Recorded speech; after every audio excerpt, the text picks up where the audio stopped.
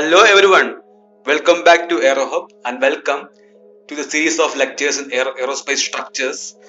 In the last lecture we discussed how to estimate the shear flow for a C-section, and in this lecture we will discuss how to estimate the shear flow of a curved web. Okay, as you can see the title is nothing but shear flow on a curved web, and the airfoil sections will be having, for example, we have an airfoil section. You can see there will be curved sections throughout the airfoil as well as in the other airframe sections. Okay, so consider a curved web here which is idealized, that is at this point 1 and point 2 we have two boom areas, and you have to understand that, and you should be aware that between these two boom areas the shear flow is always a constant. That is, between the boom areas the shear flow will be always a constant. That is, between boom area 1 and boom area 2, which forms a part of the curved web, the shear flow is a constant and the shear flow is q12. Okay, and point 1 is having a coordinate x1 comma y1, and point 2 is having a coordinate x2 comma y2, and we are keeping this web in the xy plane. Okay, now we will consider a small element here, a small element ds. Okay, we are considering a small element ds, and this element will be having one horizontal component and one vertical component. One is dx and dy. Okay, dx is the horizontal component which is parallel to the x-axis, and dy is the vertical component which is parallel to the y-axis. Okay, so the shear force acting on ds is equal to the shear flow into the distance ds.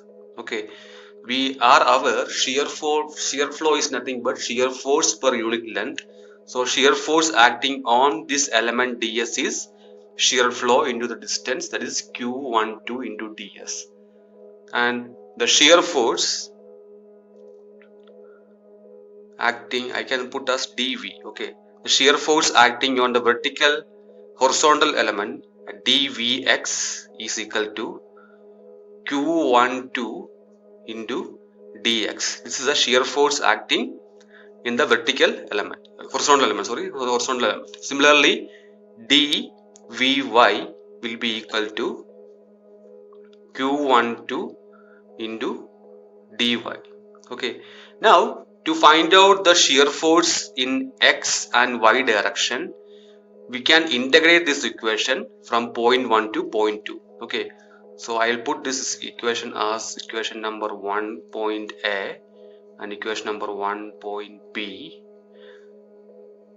So Vx will be equal to, I am integrating from point 1 to 2, q12 into dx. Okay, that gives q12 into integral of dx. Okay, and you will get nothing but x. So we are integrating from point 1 to point 2, so it will be x2 minus x1. So q12, because we have a curved path, q12 into x2 minus x1, I put as in equation number 2, and vy will be equal to integral 1 to 2 q12 into dy, and this will be equal to q12 into y2 minus y1, put as equation number 3.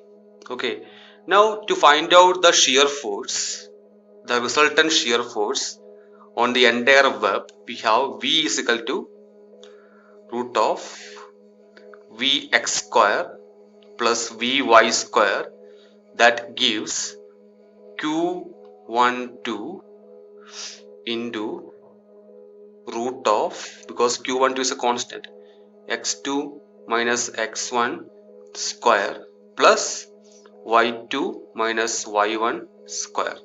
Okay, so root of x2 minus x1 square plus y2 minus y1 square is nothing but the length between these 2 points. Okay, it's length between these 2 points.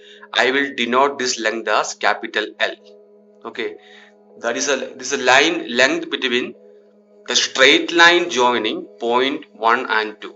Okay, so Q12 V is equal to Q12 into L, and this is the equation to find out the shear force. That is nothing but shear force acting on a curved web is equal to shear flow into the length. Okay, now we have to calculate the moment acting on this curved web. To find out the moment, I will again draw the same web, curved web. This is point 1, this is point 2, and we should consider a point here.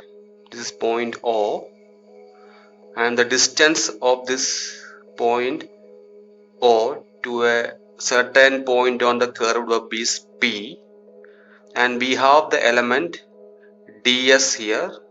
We are considering the element ds. Okay, now the moment is nothing but, I will write as dm, moment acting on this small element ds is nothing but q12 into ds, that's the shear force, into the perpendicular distance p. Okay, this is the moment acting on the small element ds. So moment acting for the entire curved web is m is equal to integral 1 to 2 q12 ds into p. Okay, q12 is a constant. I can take it outside because we have a constant shear flow. So q12 integral 1 to 2 p ds. Okay, now I will connect this point to other end of ds. So we have a small triangle here, and let the area of this triangle will be dA. Okay, and I am connecting this end point O to point 1 and this end point to point 2. Okay, now PDS, P into ds is equal to, I can write half into PDS, which will give, this is P and this is ds. Half PDS gives the area of this triangle DA. Okay, half into PDS gives the area of the triangle DA. So I can write PDS is equal to 2 times DA. Okay, PDS is equal to 2 times DA. So I can write M is equal to Q12, 2 I am taking out, 2 into 1 to 2 dA. Okay, so I will make a, okay, now M will be equal to Q12 2 into A, that is the area enclosed. So this area is nothing but, you can see this element strip can move from this extreme end to this extreme end. Okay, so this A is nothing but the enclosed area. Okay, so M is equal to 2A Q12. This is an important relation. So this is equation number 3. Okay, A is nothing but the area enclosed by the web and lines joining the end of the web to point O. Okay, now what I will do is I will introduce a shear load S here, and the distance between the shear load and point O is E. Okay, this is nothing but basically the shear center. Okay, now I can write the moment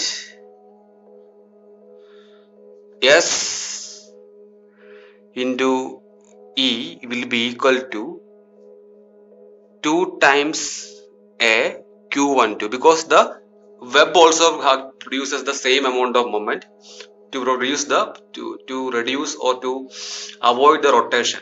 Okay, so web should also produce the same moment. So E is nothing but the shear center. So E will be equal to 2a Q12 into S divided by S. S is nothing but the resultant shear force. Okay, resultant shear force S, or in some book it will denote as V. Okay, so we derived in the last step. I'll put as V here. V is nothing but the resultant shear force. We have derived equation number 1. From equation number 1, V is equal to Q12 into L. So therefore E will be equal to, I'll substitute equation 1 in this equation. So it will be 2a by L. Okay, when you substitute equation 1 in this equation, that is V is equal to Q12 into L, I can get E is equal to 2a by L. Okay, so this is equation number 4. So that's all about this lecture. Thank you for listening. Take care.